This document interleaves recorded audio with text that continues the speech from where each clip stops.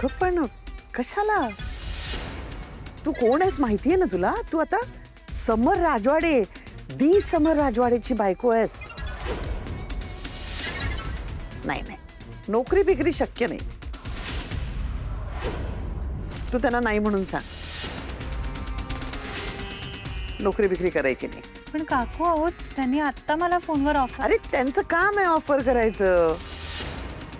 त्यांनी ऑफर केली नोकरी तुला, तू नाही म्हणून सांग. त्यांना सांग सरळ मला नाही जमणार. तू समर राजवाडेची बायको आहेस, कळतंय का तुला? कसं दिसेल समर राजवाडेची बायको नोकरी करते? नाही नाही. मल्लिका, तिने ठरवलंय नोकरी करायची तर करू दे तिला. आई काय असं बोलताय?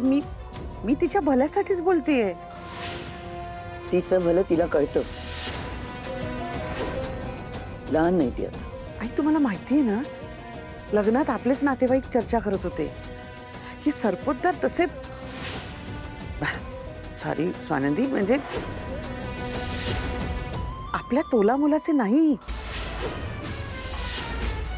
आणि आता तर त्यांना काय ही नोकरी करते म्हटल्यावर म्हणून मी आपलं बोलले, बाकी काही नाही.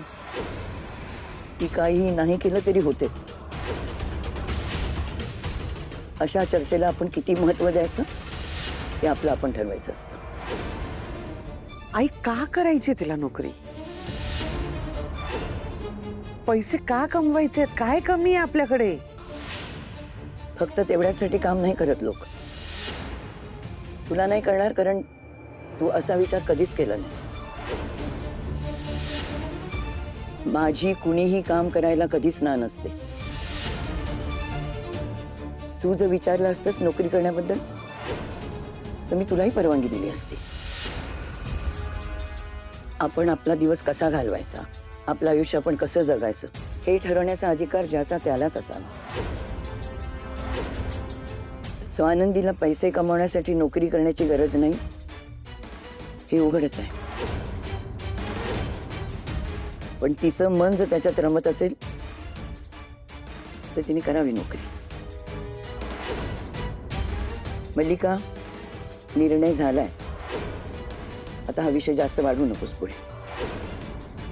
काकू मी म्हणजे मला खरंच आनंद होतो काम करताना. मी एवढी वर्ष नोकरी करतेय. आता आईच म्हणतायत तर प्रश्नच मिटला. मी आपलं समरला काय वाटेल म्हणून आपलं बोलले, बाकी काय नाही. एनिवेज, कॉंग्रॅच्युलेशन्स आनंदी. छान, मला पण आवडलं. बिनधास्त कर नोकरी. पण हे बघ, मन लावून कर, प्रामाणिकपणे कर. हो आजी, थँक्यू. तुम्ही इतका सपोर्ट करताय मला.